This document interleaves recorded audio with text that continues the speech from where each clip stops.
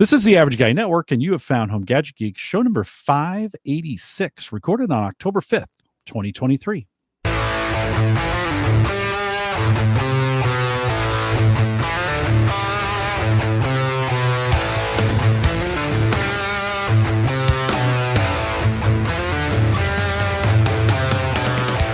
Here on Home Gadget Geeks, we cover all the favorite tech gadgets that find their way into your home. News, reviews, product updates, and conversation, all for the average tech guy.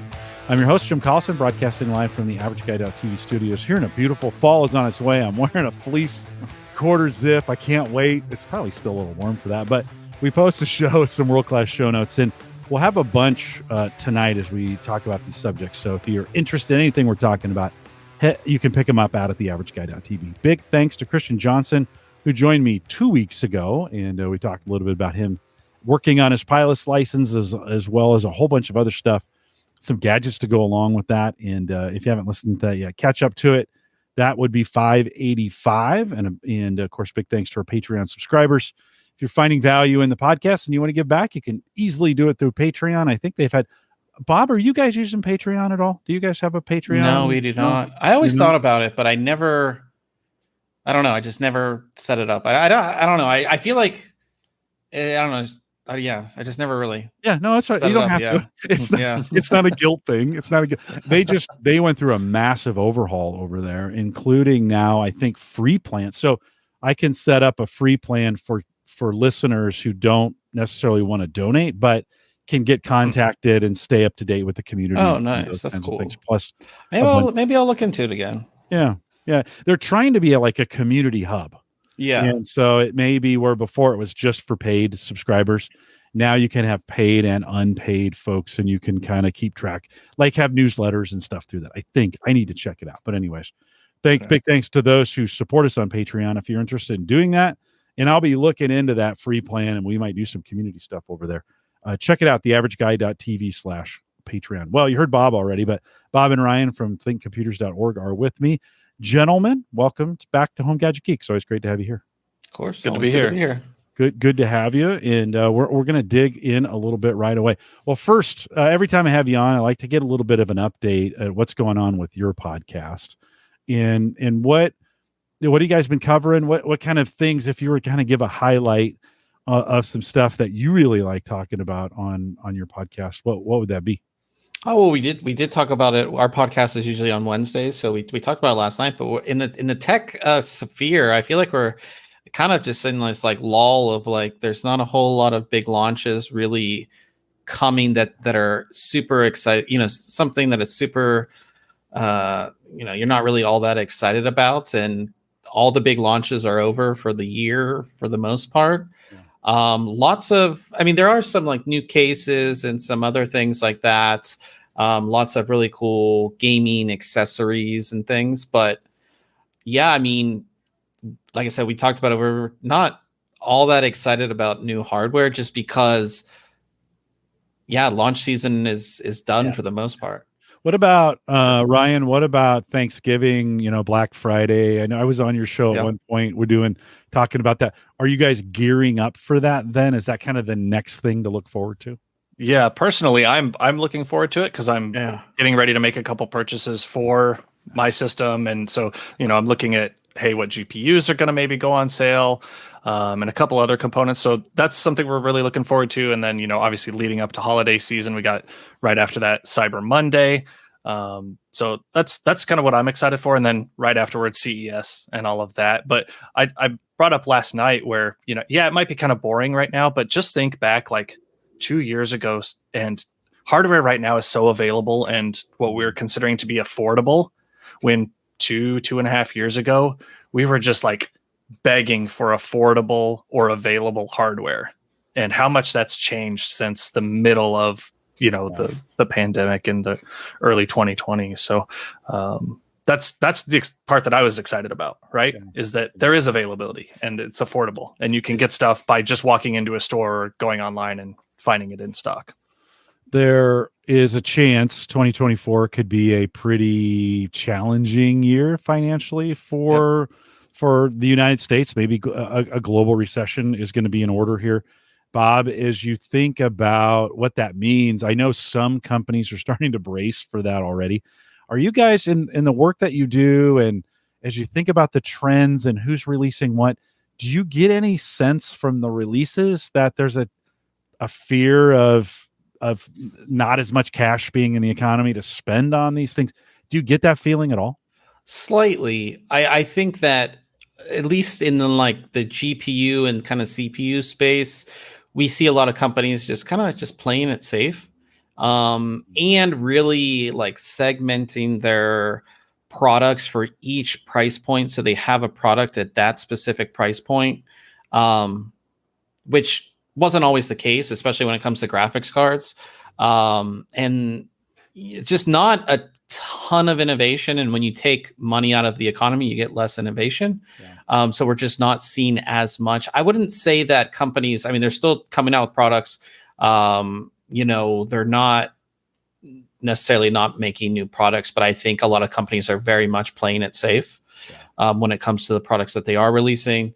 And they're not going above and beyond. Like, for instance, Nvidia, every graphics card release on the high end, they would release, like we just saw the 4090, and then they would release a 4090 Ti, like the highest, it's the best card out there.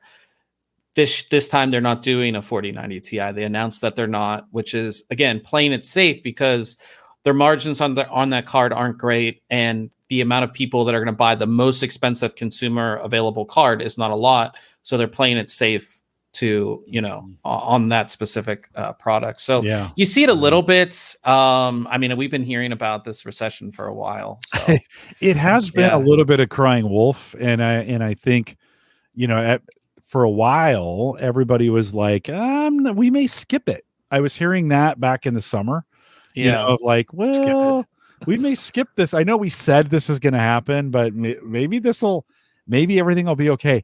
That tone has changed in the last couple months. I think a lot of people are just like, they have, in the summer, they still had, available credit card balance, debt. Yeah. And that I saw a thing where like the credit card debt in the country has just gone like skyrocketed.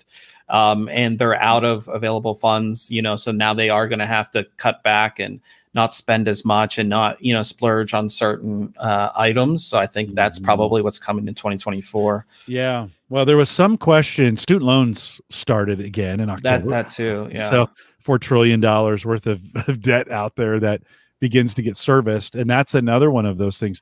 I haven't been following the credit card balances. I was thinking the student loans would start first and then credit card balances would begin to climb. If they're already there, then student loans start. Christmas could be, and Ryan, I'm going to throw this question to you. You just mentioned you're kind of excited about buying some things. I think you're kind of waiting for the Black Friday deals and such. Yep. Do you hesitate at all on that, of thinking like, do I really need it? Or we may see some of the best, to be honest, for those who have cash. We might see some of the best deals we've ever seen on stuff as folks try to liquidate ahead of something like this. Any intrepidation for you thinking about I mean, it's always in the back of my mind, obviously. But I try to be a pretty logical person with those purchases and, think ahead of, here's, responsibilities. The things that I would be buying for this are not necessities, right? I may lean towards them more because, being involved with Bob and ThinkComputers and just this industry, I'm going to lean more towards maybe making those purchases to, support keeping this up and going. But I may step back from like other vanity things like, okay, I'm not going to buy any comics this month or whatever the case may be, right? I'm going to pull back on those things. So it's definitely there in the back of my mind. But just trying to be smart about those purchases just in general in life. I'm not too concerned about it, but overall in general, it's concerning. But yeah. Tony mentions in chat, he says, in so many new phones announced. Listen, I was in that with the iPhone 15 coming out. I have an iPhone 12, and this is going to be the last generation. What are you showing, Bob? What are you got? iPhone 15 Pro. Okay, all right. So you got it. But I don't upgrade every generation. I was on a 12 Pro, and I'm with AT&T, and they gave me, for my 12 Pro, they gave me $800 towards the new phone. So it made a lot of sense. Makes a lot of sense. Yeah, but if that wasn't the case, my 12 Pro was actually, I really didn't have any issues with it beyond just storage, because I shoot like video on it in 4K. But yeah, lots of everybody's announced new phones. You know, right in the time where people are gearing up to spend money for the holidays. So I think it's perfect for them. Yeah, no. Well, and for me, like the 12, I have just the 12 and it was $250 on trade-in. And I was looking, I thought, well, maybe this is the time to go to the Pro. And then I thought, I think, you know, my phone's working great. Yeah. And we're with what we were just talking about with the potential, you know, some potential difficulties coming up next year. I'm like, you know, I think I'm just going to hold on to it for now. And I'm not going to tag on an extra expense to that. That was one thing.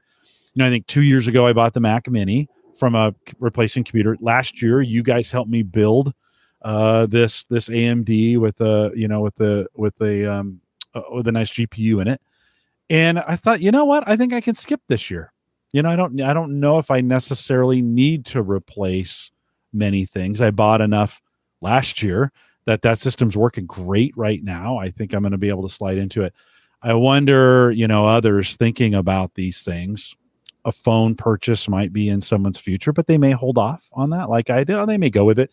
There's great trade-in deals, right? I mean, you took advantage of one as well. So, yeah, I think it'll be interesting to see how things shake out this fall. I think if you start watching, well, I said Christmas, but we may know by Black Friday how sales are going, you know, and who's taking advantage of what. And if you look at Amazon, like they already had Prime Day, but they're doing another Prime Day this month. Yeah. And if you're a Prime member, they've sent out some of the deals already, and they're actually really, really good, like pretty heavy discounts. So it's like they're obviously trying to move product if they're doing 2 Prime Days in 1 year. And then you also have all the Black Friday deals that are going to come out on Cyber Monday, as Ryan said.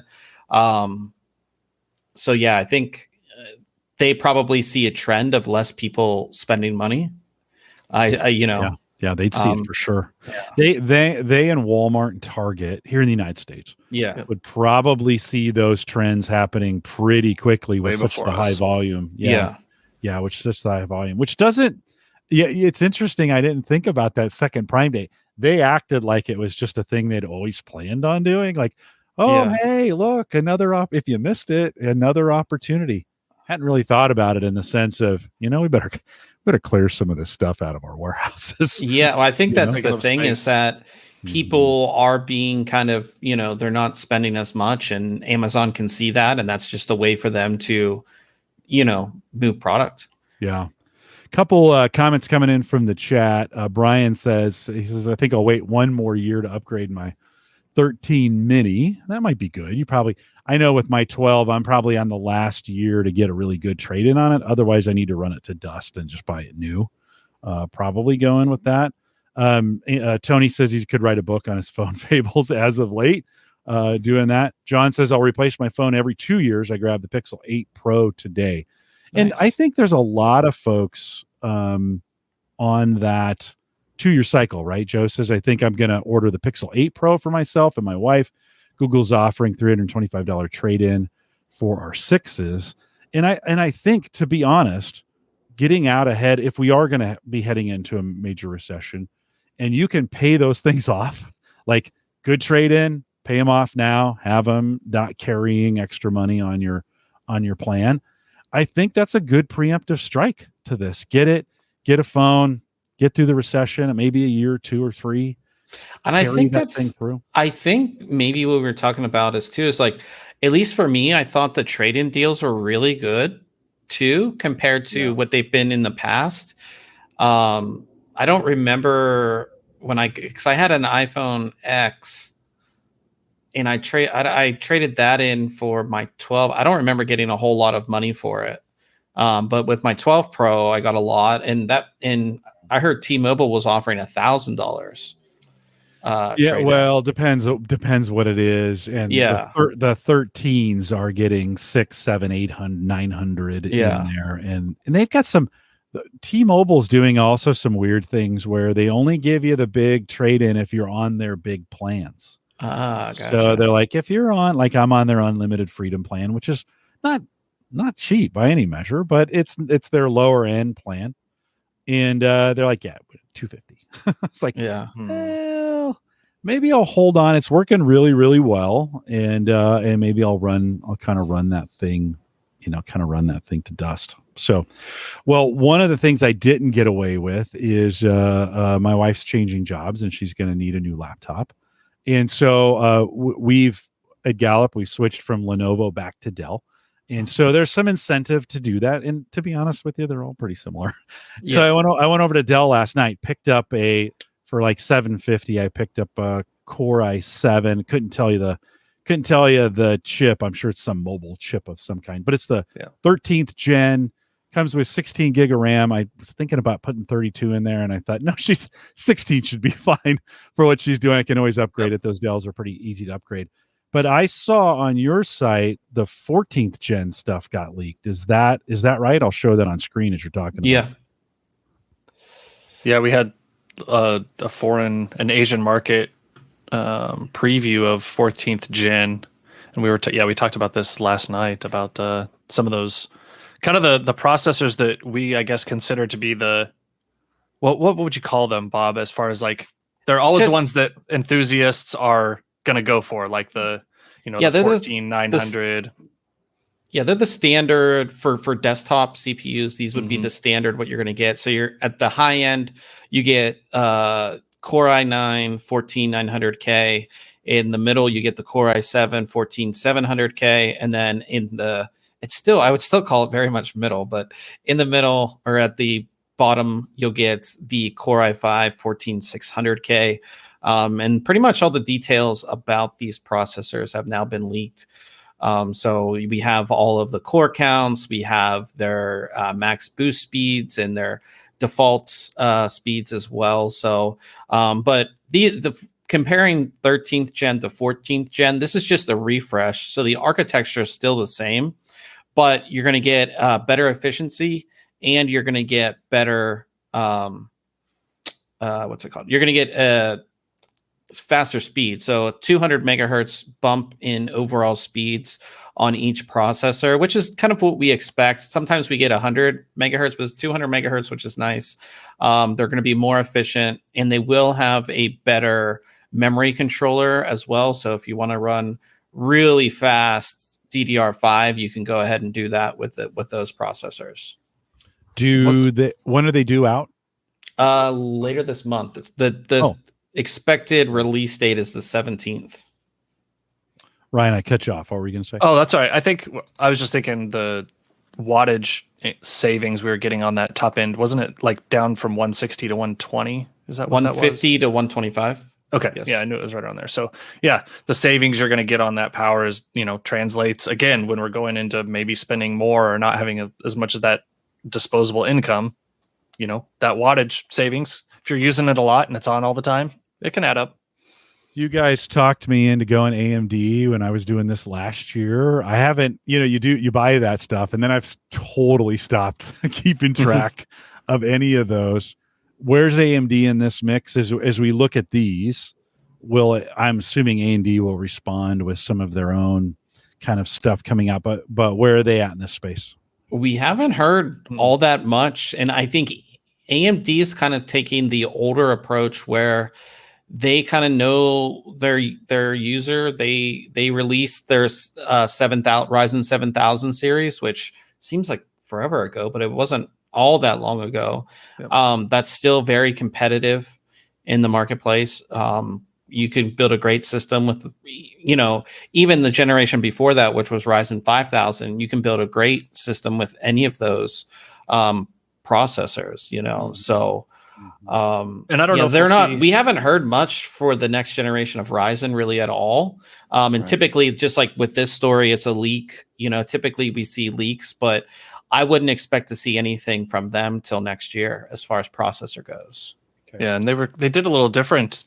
AMD did. They released like their X3D parts, earlier than we saw them in the 5000 series, because like I have a 5800X3D, right? That was a part that they released later on in the 5000 series lifespan, where as we got those X3D parts early on in the 7000 series. So there's still possibility for some new stuff and a refresh to come along. But like Bob said, yeah, we haven't seen a whole lot regarding that. I was surprised when I went to buy the laptop. I got a slick deal alert, and it was for $750. I got that i7 mobile chip, 16 gig of RAM, DDR5, M.2, NVMe, terabyte of hard drive space, all, and then the rest of that stuff, a 17-inch or 16-inch screen, which I wanted to get her one, no touch, but I didn't really want her to have touch anyway. She doesn't want to touch her screen as it is. $750 out the door seemed like a pretty good deal to me, right? I mean, it's one of those kind of deals where it was $12.99 and they're like $500 off, and that's a sham. Yeah. Did I do okay in that? Do you think I did okay? I think I would assume if it's the i7, you would have got like the 1360p, which is a great processor. I mean, I think that is a good price. I don't know the rest of the specs and everything like that, but the things when it comes to a laptop, especially for like a more general user, I mean, obviously processor's important, but if you're a general user, you're really not going to be using all of the cores and the threads and stuff like that. And it mainly comes down to, that NVMe drive is going to be really fast. So her boot up times and loading applications is going to be very fast. And then it comes down to the RAM. So 16 gigabytes of RAM for most people is going to be really good, unless she has like 100 tabs open in Chrome or something like that. So those are the two things you really want to look at. And I think, again, for $750, it is the 13th gen as well. And the i7, I think you got a pretty good deal there. I'll throw the specs in chat there. So 13th gen. 13700H. Okay. Yeah. Yeah. I didn't usually I spend a ton of time looking into these things and figuring stuff out. And I was like, okay, this is what I wanted to spend. This looks like it's going to do what it's going to do for her. We've got a relationship with Dell. I got some, I got a free shipping and another 10% off for some of those kinds of things. So that brought the price down. I don't know. Seem like I think it'll work for her. If I were to do it again, I was looking at and I didn't realize this. I was looking to try and get 32 gig on it just from the start, so it'd be done, right? Just like we'll never have to worry about upgrading it, some of those kinds of things. And I noticed on Amazon, like there's tons of companies now that are buying these things with 16 gig. Then they're opening the box, upgrading them to 32 gig and reselling them. And they stayed on there. The box is gonna be open, but we've opened it to upgrade. And that just, I don't know, that didn't sit really well with me. But should I have maybe considered it? Have you seen that? I personally wouldn't. And I mean, I we're a Dell shop in my day job. And a lot of times when you're going through and configuring like some of those standard configurations, or you're doing a build online, you go from that 8 gigs to 16 or 16 to 32, and you see the price associated with it. And you're like, are you kidding me? I know what that stick costs, and I know what it takes to put it in there, and it's not worth that. So I think you might be getting, that a little bit of extra savings, maybe going with those companies on there to say, all right, we'll get you the 32 gigs. It may not be the same quality of memory that you're going to get maybe with Dell, right? They may pull it out or put in a cheaper stick with, worse timings or something. But we're going to give it to you for a little bit cheaper, and their margins are so slim, but they sell so many of them that it makes sense for them. So I personally probably wouldn't. I don't want that middleman in between. Yeah, it seemed weird. Bob, would you add anything to that? Yeah, I mean, I personally wouldn't either. I like to get it directly from, Dell or Lenovo or any of those. And you'd have to watch too, and you might want to watch with your laptop as well. All these new laptops, the memory is soldered on, so you can't upgrade it down the line. And so that's something you definitely need to watch out with, because you think, I'll get it with 16 and then in a couple of years I'll upgrade it. But a lot of these you can't upgrade. Go ahead, Ryan. Sorry, I keep cutting you off. If they're soldered on, that stinks. Or they'll put them in a configuration where it's 16 gigs, but it's a single 16 gig stick. So when you do go to upgrade, or they've configured it in a way that you have to buy 2 new sticks to get to the capacity that you want. Yeah. And sometimes if they've only put that one stick in, you're not actually getting the full benefit of dual channel memory, right? And you could actually be getting better performance with the same amount of capacity if they would have just stuck 2 sticks in there. Yeah. So. I threw that configuration in the chat as well. So 16 gig, it is 2 8 gig sticks, 4800 megahertz, LPDDR5, and it says onboard. So I don't know what that means. Like, I've never seen. Yeah, I haven't looked at like a Dell listing in a long time. I know that the Lenovo is like very specific. It will say soldered like on their product page. So I would assume Dell would do the same thing, because I could just see a lawsuit coming out of that. Yeah. Well, and I'm assuming at this point it's pulling the 2 8s out, putting 2 16s in there if I want to. So I'm replacing the whole thing. I'm not adding. Right. I'll be replacing the memory. I think I'm going to let her get it, have her use it for a year, see how it operates. She'll be on Windows 11 for sure, and just kind of see. She's just she's doing a lot of web stuff, so it's going to be. I have a feeling that should be fine to get her going. I didn't want to get. I've always made the mistake in the past of getting the processor too small, so going with a Core i3, on those. Yeah. And then you just always regret that decision. You're like, oh, that's a lot harder to swap out than memory and SSDs if you even get. Yeah. So it'll be interesting to get that in.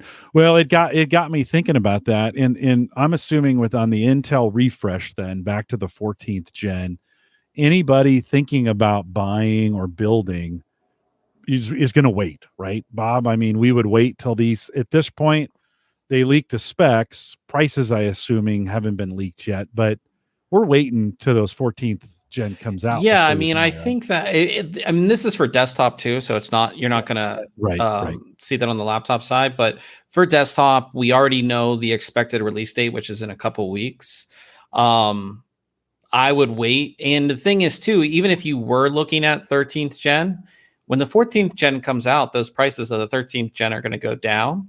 Maybe not a lot, but they're going to go down a little bit. So if you're kind of deciding between the two, you might be able to save some money on the 13th gen as well when that launches. So, okay. Oh, and that may be in time for some Black Friday deals too, where you see those. Probably something to watch out for on those as they come out. There's going to be a window in there, right? And you're going to maybe want to take advantage of that window. Joe had jumped in chat, said he missed the brand and model. So Dell Inspiron 16 Plus 7630, if you're following along in chat, you want to look that kind of.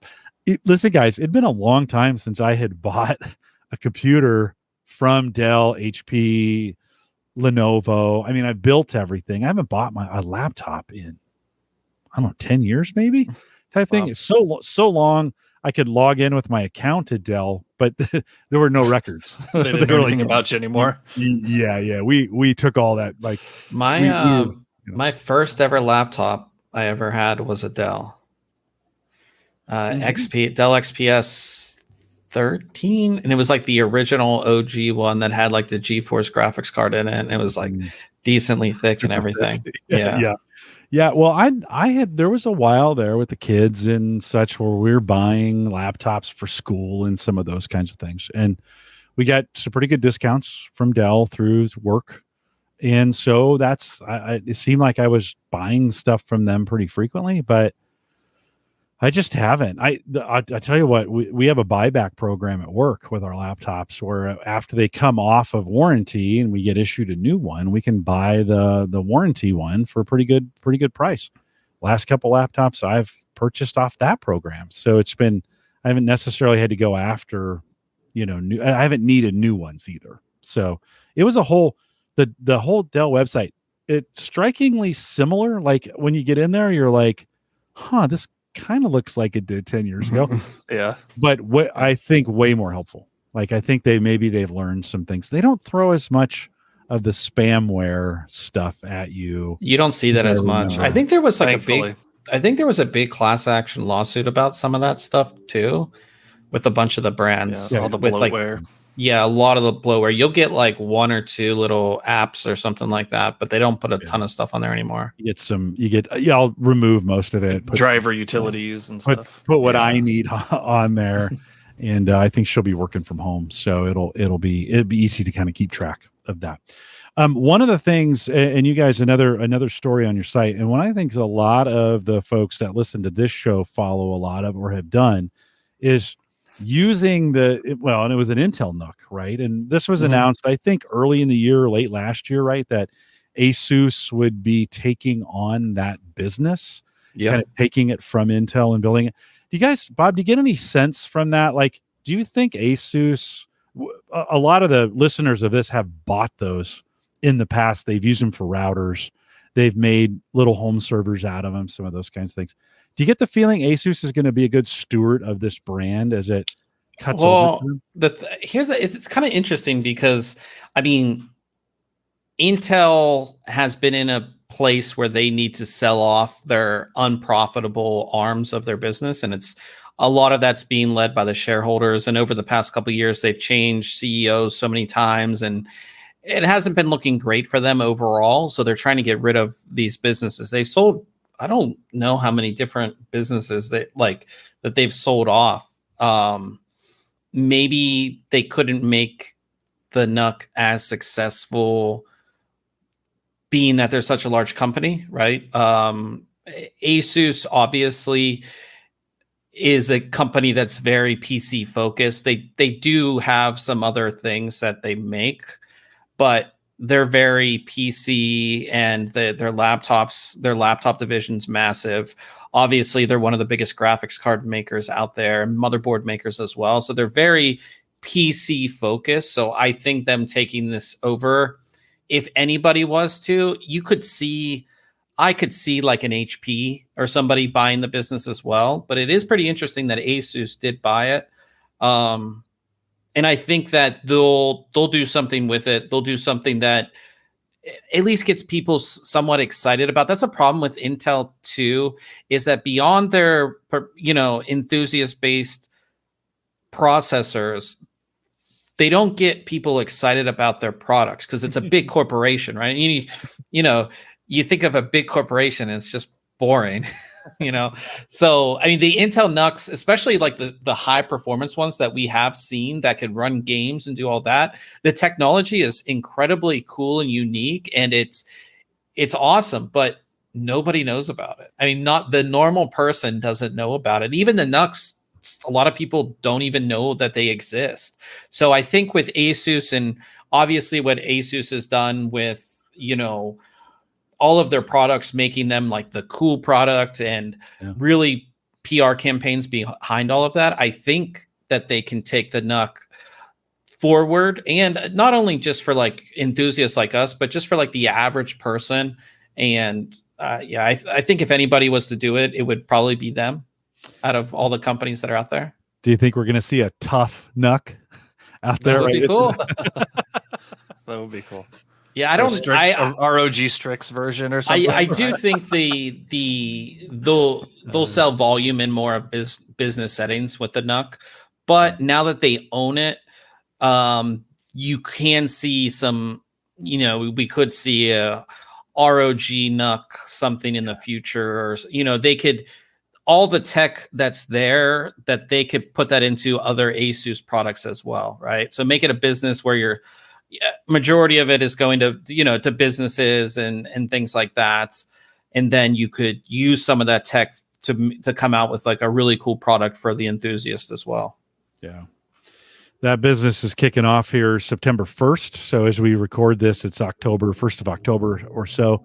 So they've been doing this a month or so. Ryan, any thoughts as you think this? Bob, I totally agree with you. It sounds way cooler to say an Asus NUC than an Intel NUC. You think Intel NUC, is that some kind of utility thing that you use? But if you put Asus in front of it, you're like, oh, I might be able to. This could be cool. Yeah. Yeah. Ryan, any thoughts on that? I mean, I think the only company I would have that pops to mind, kind of in the genre of Asus, would have maybe been Gigabyte, but they've already kind of been doing their thing for a while with I think they were called their Bricks systems, where they were those were based on the Intel. Exactly. So that would have been maybe my other thought of who it could have potentially gone to or may have been interested. I think Asus is fine with it. That's really small form factor PC. I don't know where it would have landed otherwise, on the chopping block. HP, like Bob said, maybe. I don't see Dell going with it. They've got some other, form factors where they're putting PCs in like monitor stands and they're like component based. So you can pop that piece out and swap it back in and you don't have to get rid of the monitor or the whole thing. They have a micro version too. That's same form factor. Absolutely. So they've kind of got their version already. Asus is big enough that they can take this on, and they've come into the mobile gaming space this year with their handheld, their Ally. So maybe it's just another spot they're looking to get into and can, like I said, maybe push towards that ROG model of it and capture another game of group of customers with these. Intel, of course, is trying to get into the GPU space with what they're doing. Asus picking up the Intel NUC. Do you think there could be a partnership with Nvidia that would allow them to jam some more? I mean, especially as we think of this AI stuff coming along with it, the AI chips, the enabled chips for them with the CPUs. Does Bob, in any work that you see, is there any hint that this may open the door for them to partner better with Nvidia to get those kind of chips in these boxes? The thing about the NUCs is it's all about the spec, and when they spec it, it's like nobody can make a NUC with something else per se. And even Intel on their high performance NUCs, they like put an Nvidia graphics card in them. Oh, did they? Before? Okay. Yeah, it wasn't like a thing. Now maybe that could be another reason why they might have gotten out of this, because they want to. They're the thing about their graphics cards, at least currently, they're not high performance, so they're not going to put one of those in, say something like a high performance NUC. So, but yeah, I mean, it kind of opens it up now too to kind of whatever Asus wants to do with it, and we'll just see kind of how it goes down the line. I mean, coming like CES in January, we'll definitely be visiting with Asus, and we'll kind of see if they have anything to that effect. Do you? I think I also saw that Intel released a version of their GPU, like it's like $109. Was that? Did I get that right? Yeah. Is that like? Does it even do anything at $109? I mean, it does. It puts a display on your monitor on your screen. Yeah.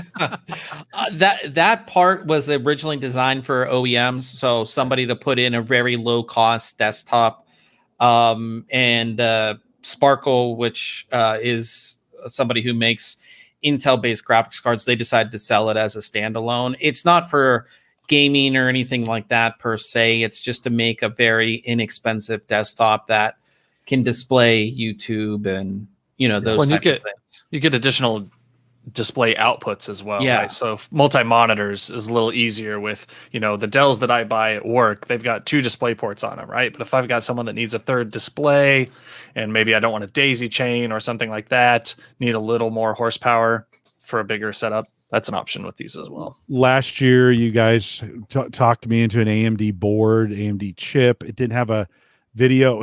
It didn't have a integrated video graphics on the board when I bought that, because the chip is and I forget I should know the number. Ryan, do you remember the number of the chip? I think you bought a 5600X, didn't you? Yeah, the X, and the X means no graphics, right? Yes.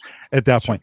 If I say I didn't want to buy a gaming card, would this be a good card to go with for a situation like that, where maybe I'm picking up a CPU and a board that doesn't have graphics associated with it, and I just want to run a couple monitors, maybe not the 10 that I run here, but would that be a good buy, do you think, at 109? I mean, I don't know the exact specs of that card, but again, if you're not really doing anything, you're running a couple monitors, 1080p, just to monitor what you're doing, I think it would be fine. So they're not 4K, or they're not 2K, or they're not any of those. I'd have to look at the spec. I didn't look at the spec. It's only got 4 gigs of memory, which that's going to be better than an integrated, graphics on like a current Intel card, right? So you got that going for you. Yeah. And it also has the AV1 encoding on it as well. So you can do some advanced video piece, work with this card that you're not going to be able to get out of other components. So yeah, I mean, I think these would be a pretty nice deal for $110. Yeah, Black Friday you might find them for 89. Type deal. I don't know. Well, like Bob, you said, are they making that card just for an OEM? Can you buy it? So it was the card had been out and it's been available, but it was only available for OEMs. But then Sparkle is making it available to anybody, so you could just buy it. Yeah, well, that may be one of those. With this audience, we do a little more. There's maybe some more gaming, but maybe that nice sweet spot where, again, Ryan, to what you said, where, hey, I don't want to use the integrated stuff. I can throw $100 card in there and still get some pretty good performance. 4 gigs. And again, you're not taking performance away from the CPU at the same time, which is always a plus. Yeah, no, right on.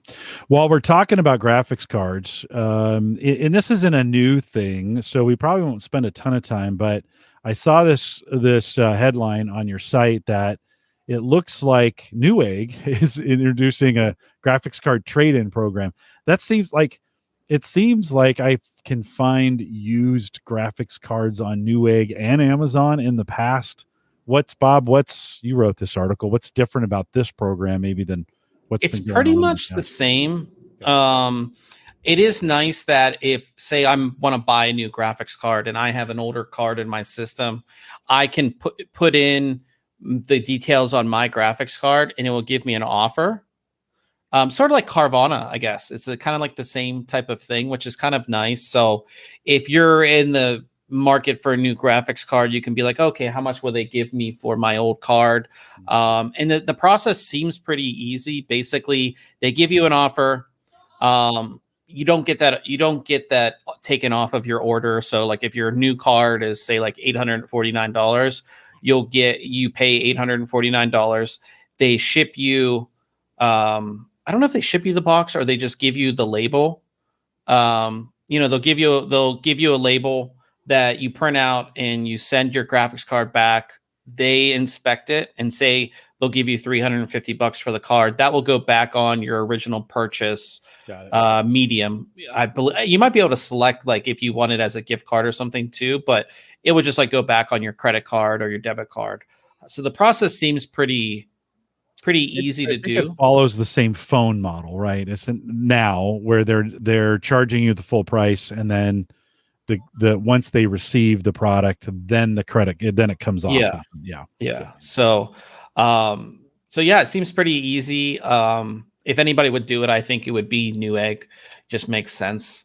And I think they're more PC focused than say Amazon would be. So they, because it's not like they have to inspect the card. They probably have to install the card in the system, make sure it runs and all of that. So, and I think it's nice too, is if they say, your card's bad or whatever, they'll send it back to you. So there's no like he said, she said type stuff. Right. Like you get it back. Sorry. You would think by now, right, that you could run a little client, is part of the trade-in process. You would run a little client that might test that card out as opposed to them having to bring it in. I mean, there would still be that check, but it seems to me. Yeah, I guess. But I could like test my buddy's 3090, or whatever it may be, and then send them back like a 1050 Ti. Yeah, all those cards have serial numbers, right? I mean, are embedded in the. Yeah. It just seemed like there would be a smarter way on these trade-ins, at least from a value perspective initially.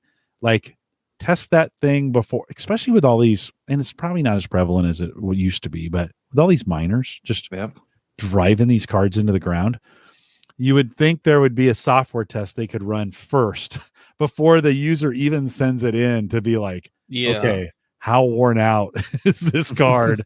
Like, is all the memory functioning? And then at that point, a kind of a yay or nay, we're still going to check it, but maybe eliminate those really bad cards that are, because you're going to have people going to try to cheat anyways. You're still going to have to physically check the card, right? Yeah. So, I've signed up for like all these alerts, Slick Deals and Honey and some of kind of those like on Honey, when I set a price alert for a product, sometimes I get the price alert on the product at Newegg, that's the used version of it. So it's like, oh, hey, yeah, we've been tracking. You have to be careful. We've been tracking when we were building the PC, when you guys helped me build that. I put up a bunch of price alerts as things were going on, and I still get those from time to time, right? And so they're like, oh yeah, this graphics card $299. So you click on it. You got to make sure if you land on Newegg, it'll say they don't try to, they don't try to lie to you. It's very clear this is a used card, right? But you got to be careful because that price can look pretty, pretty good. And then if you click it, kind of know what you're getting. Do you think, Bob? Do you think used graphics cards are more or less a better deal? I don't know how to say this right, than they were maybe 2 years ago during the crypto craze. Would you be any more comfortable buying a used graphics card today than I always, when it comes to graphics card, I mean, you optimally want to buy a brand new one just because nobody's used it.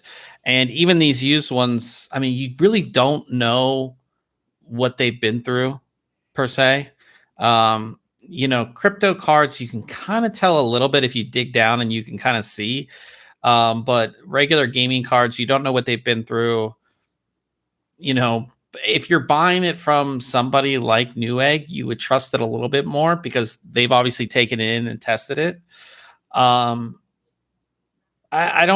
would, depending on how much you're saving, I think that's where it comes down to, right?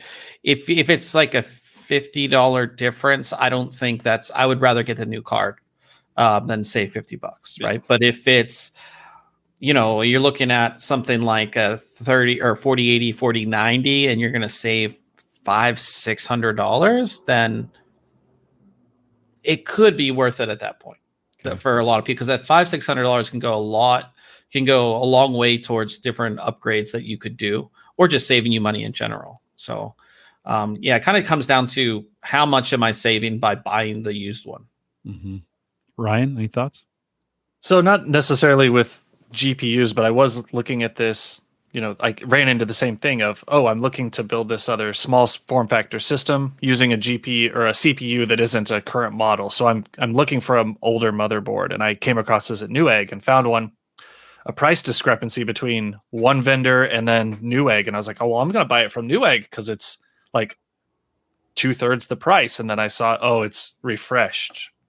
But I got to thinking, for this use case, it's not my main rig. It's going to be off to the side. It's going to be my new home server, and I just need a motherboard for it. So maybe if it's that sort of a purchase for me, I'm much more willing to go with that refreshed, refurbished, reconditioned, however you want to put it, part for my build. But if I'm going with, this is my daily use, I need it to be reliable and I want the best performance out of it. Unless that savings is really good, I'm going to go with a brand new one as well. Both of you are fairly confident that Newegg is actually testing these things. And Bob, are you like... I don't think they would take the risk of... You don't think so? Yeah, that's pretty risky. Say, again, a decently high-end card that's, say even last generation, like a 3090, which... they're giving somebody $500-$600 for. They're not going to not test something like that. Okay, I just don't see them not testing it. Yeah, well, I wasn't thinking about not testing about it, but I was thinking as many cards as they had maybe coming in that. And I also don't think that this program's going to be that massive. I think a lot of people will be able to get more money out of their card selling it on eBay or like Facebook Marketplace. They'll probably get more money. It's like going to GameStop, and you have your games and they're like, we'll give you $1 for it. I mean, it's obviously not that bad, right? They're not going to give you like $10 for a 3080, but I think most people will probably get more money selling it to a buddy or, just like Facebook Marketplace or something like that. Yeah. I worked at Computer Renaissance during the very tail end of where you could buy and sell used computers. For the most part, that AOL ruined that market by giving away free computers, right? That we went through that 2-year period where if you bought a subscription online, you could get a free computer. You guys were like 7 when we were doing that. But we went through that period. you got to kind of wonder. Yeah, you got to kind of wonder. Like, I don't know. It gets me thinking. I see those prices, Ryan. I'm like you. I see those prices, and I'm like, oh, and it just, it makes me. I could have bought. It was the same. We were talking about the laptop. Just them cracking it open and putting more memory in and closing it, testing it and closing it back up. And I was kind of like, I don't know. Tainted. I kind of want it new. Yeah. I kind of want it new. I typically, there's not many things that I've bought, especially lately, like used. My first car was a used car. Yeah. My first digital camera, I bought it used because I didn't have money at the time. But yeah, the margins that you're saving typically, especially when it comes to tech products, it's not enough for me to be like, am I going to take the risk? Like, I don't know. Yeah. So yeah. Well, it's always it's always one of those things. There's folks who buy used, get great deals, live and die by it. They may buy it and then flip it. Uyghur was good at this, at buying these, flipping them for more than he bought it. Selling it used again for more than he bought it for, finding the right buyer. So certainly a place, a time and a place. I'm with you. I struggle with it. If I can buy new, I think I'm in the same boat. I want to. One gadget I want you to talk about, Bob. You wrote about this just recently. Let me bring this up as well, which I think is kind of interesting because I've never heard of these guys before. But this mountain display and macro pad review that you did on this. Are these like Elgato like devices? Yeah, very much the same. I don't know if I can pull this because I have it plugged in, but I have the display pad.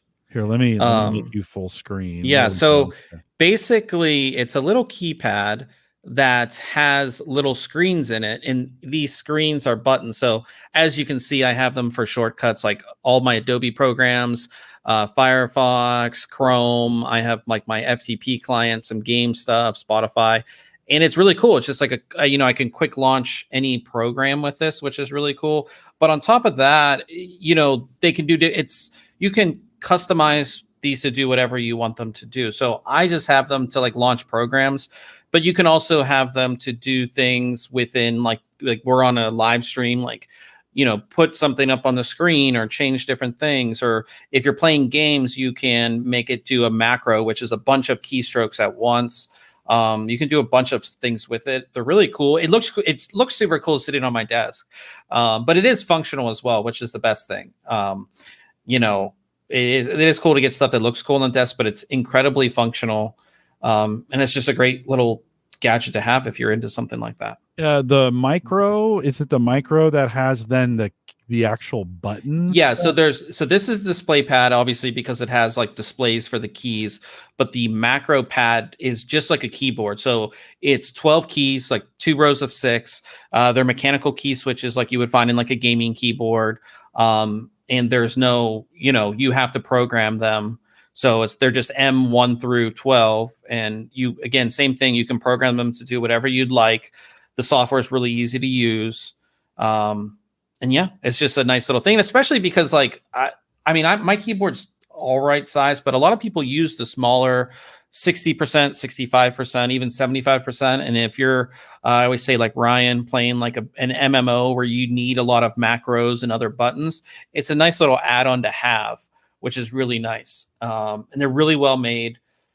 Yeah, like I said, I really like both of them if you're looking for something like that. And then even like Ryan has the Elgato Stream Deck. The Stream Deck. It's very similar product, same thing.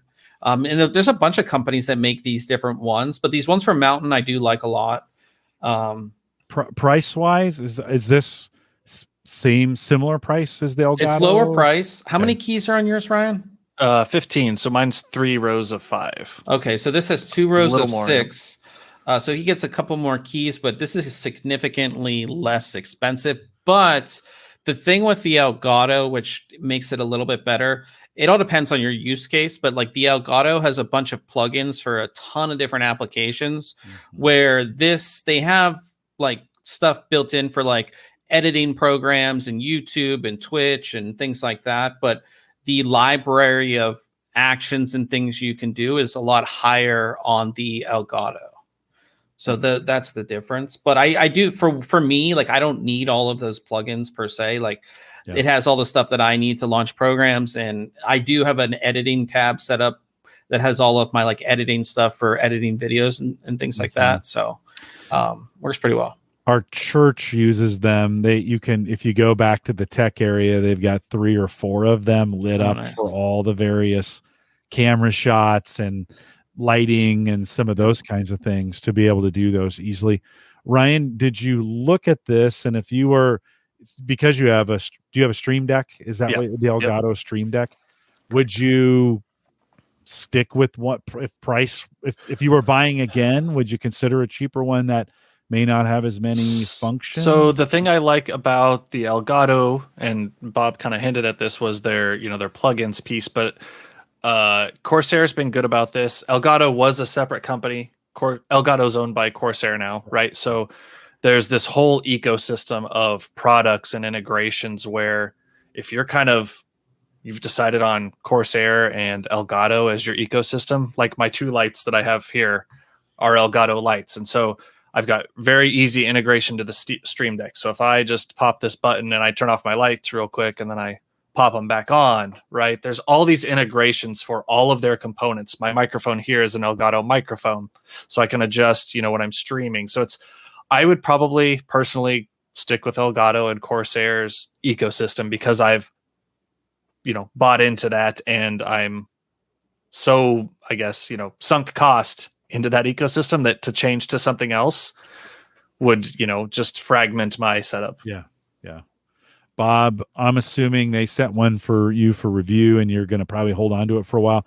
Is that something that'll remain as part of your kind of office setup? I wasn't sure if I was going to like it, but since you start using it like on a day-to-day basis, and then instead of sitting down and going down to the taskbar and hitting on Chrome, I just hit the button here and it launches. It's a very satisfying feeling too, just like to hit the button instead of hitting the mouse. It's just it just makes it easier. So and it looks cool. The little screens do look like, at least in the one that I have, they look really cool. And you put animations on them. Yeah, you can do a bunch of different stuff.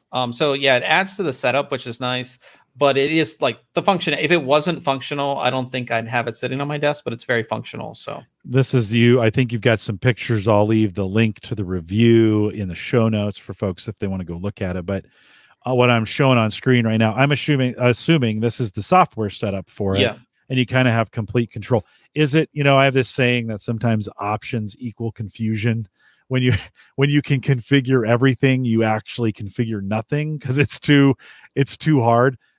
Where does this land in that space? Is it easy it's enough? Very easy. So Mountain is a relatively new company. They make mice and keyboards as well, and they use the same software for everything. Very easy to use. It's not just like you said. Like if it's super in depth and super crazy, it's hard to really configure as a beginner. Where this, you can get into the super crazy and everything like that. But if you just want like basic functions, very easy and simple to do. It's not hard. Joe says in chat, I'm reminded of when keyboards had web shortcuts. There used to be a day, right? You get these big giant keyboards. At the top bar would have all these buttons that you could program to email, home. Yeah, right. Yeah, it is kind of a reminder of that.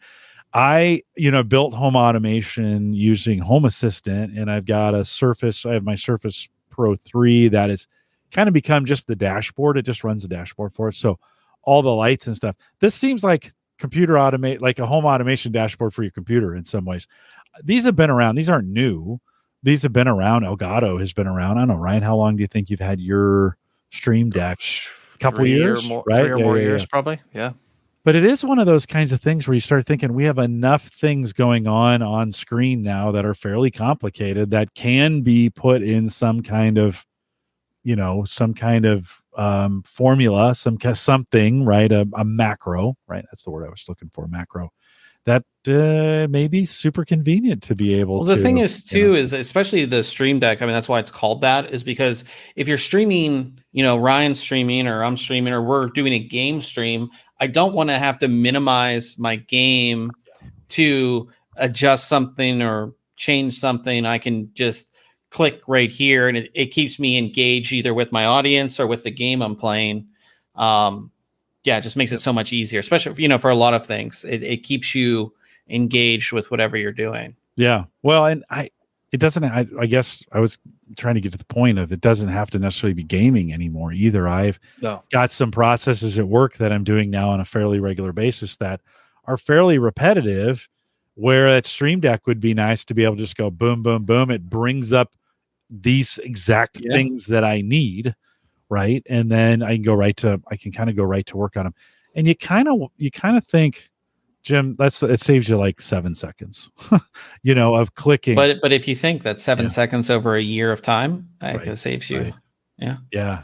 Yeah. But it is nice because just like you said, I mean, you could have just one key, maybe go into like a certain environment. You could have it set up to do a macro to go into a certain environment, open certain things up on the screen, and you'd be good to go. Yeah. I open an attachment from an email, then I open the same form to compare the two, and I do some, I do some work and then close those out.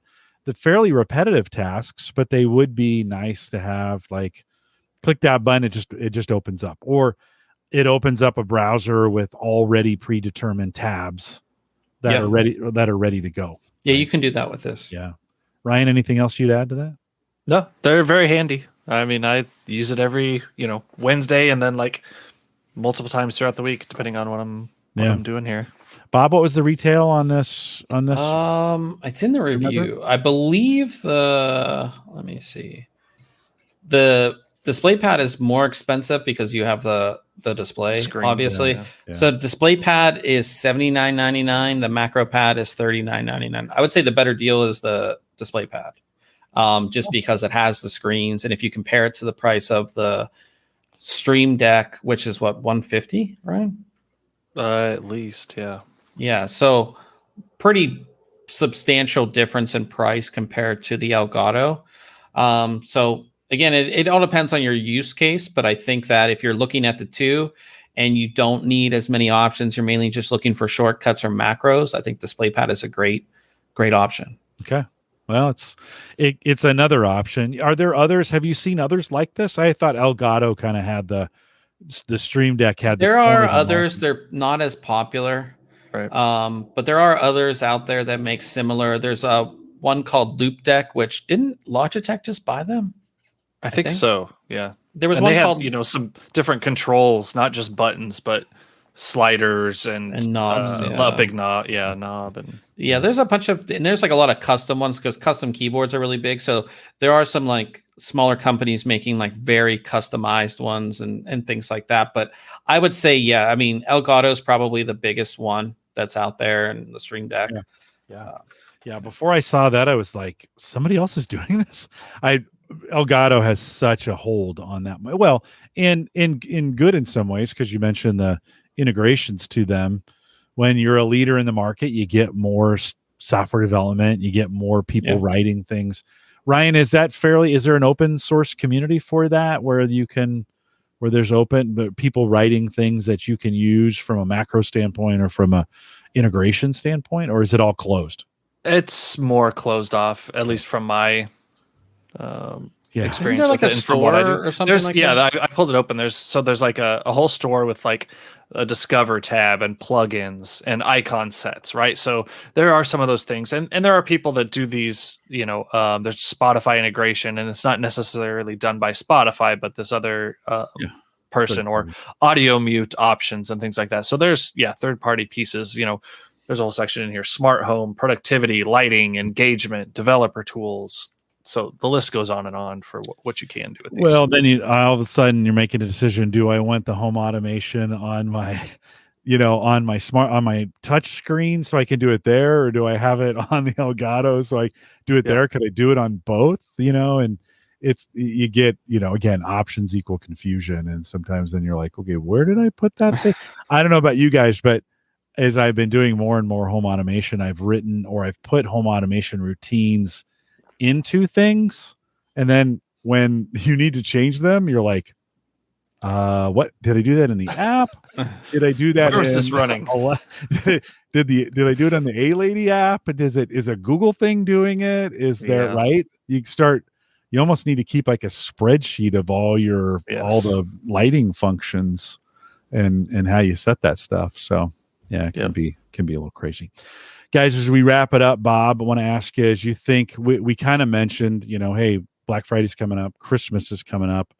As you think about from a site at thinkcomputers.org, what are you excited about? You got any reviews coming that you're? Well, we were talking about the upcoming CPUs, so we'll have some stuff on that. And with that, a bunch of companies are like sort of relaunching some of their motherboards, so we'll have some of that stuff coming up. If you're into that, I have a lot of products into review. Lot of some new cases and some other things like that are coming up too. Really awesome case that I'm just finishing.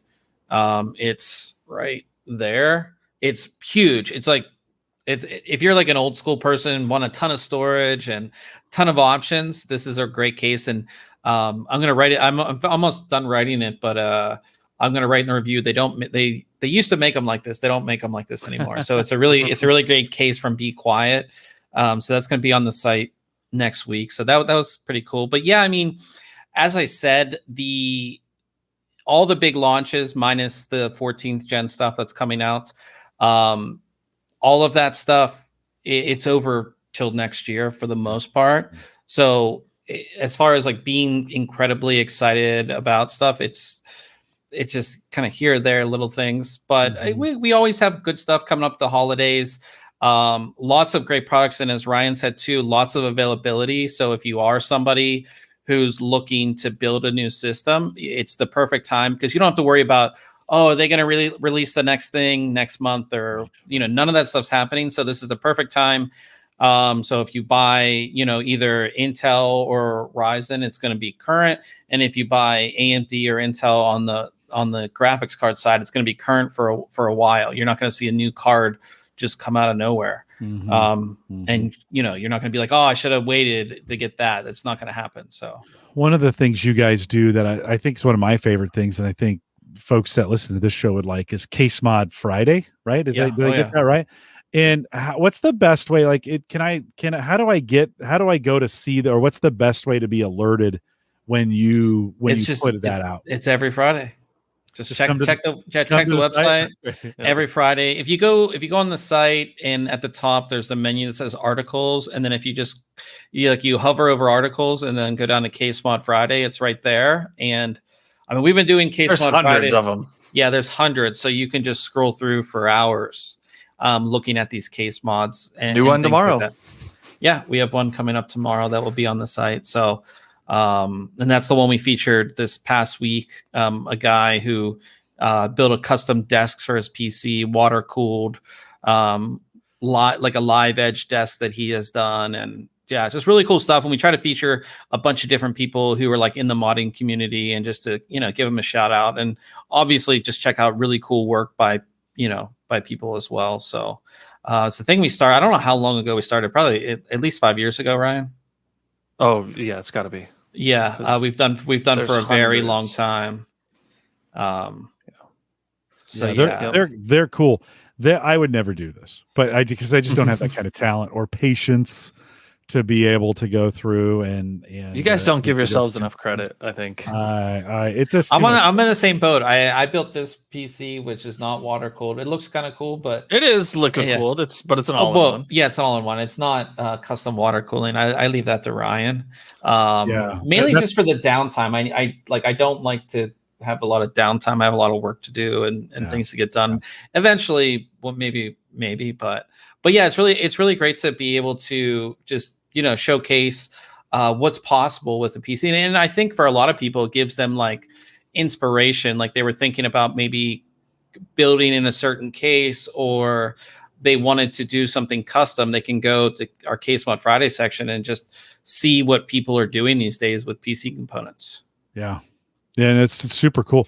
Ryan, do you have a favorite? Have you seen something recently where you went, man, that's super cool, I'd do that?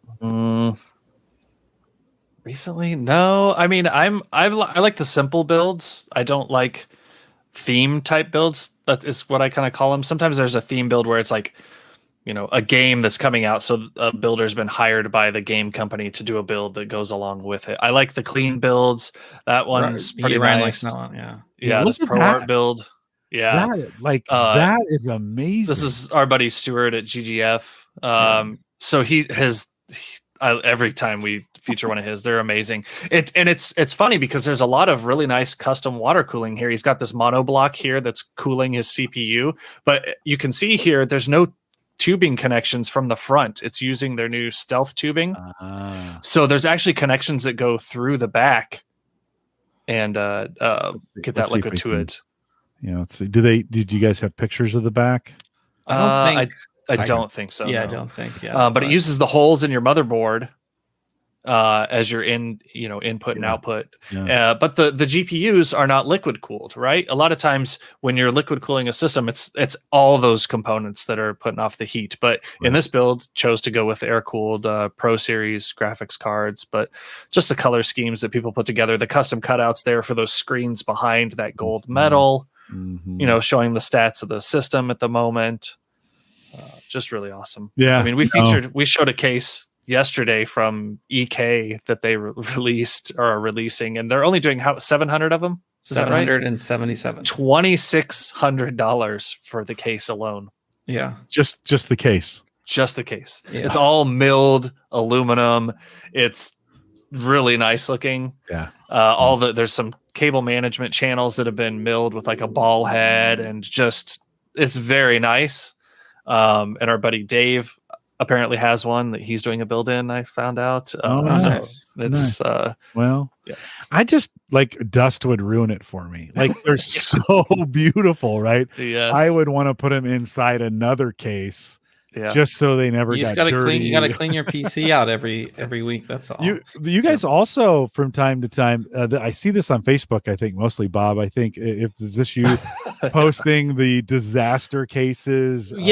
So we post like some funny stuff on our social media, like really just people who haven't cleaned their PC in a while, or people long while. Yeah, who their side glass panel has broken into pieces. So we're on like Facebook, and you can see it on Twitter as well, or X as they call it now. We post those funny pictures and things like that. We just find those online. Yeah, thinkcomputers.org. Check it out. The links to the Facebook group. You should definitely join them on Facebook and just follow. I think you post at least one of those a week, maybe more. I try to post one a day. It's just hard to find them sometimes. Yeah, and they kind of like rotate. So like we'll post something maybe gaming related one day, but the next day will be like something funny. I just see the dirty computers, and it's one of those, I like to take, when the computer gets really dusty, I just take it to the garage and turn on the leaf vac and then hit it, and that dust just goes woof. I do need to clean out my mic. I can because it's all white case, I can see some dust in there. I need to clean it out. There's something I don't know, something soothing about watching that dust just go woof. Blow it away, then wipe some things down and get it clean. Well, you can check all that out if you haven't done it yet. And if you've been listening to us for a while and you're not listening to the podcast, check it out. Get subscribed, thinkcomputers.org, and get it in your player. And when you've got some extra time, listen to these guys, because this is kind of the talk. You're a little more detailed probably on your show than when we have you here, but I like to kind of keep it high level and light. So appreciate what you guys do over there.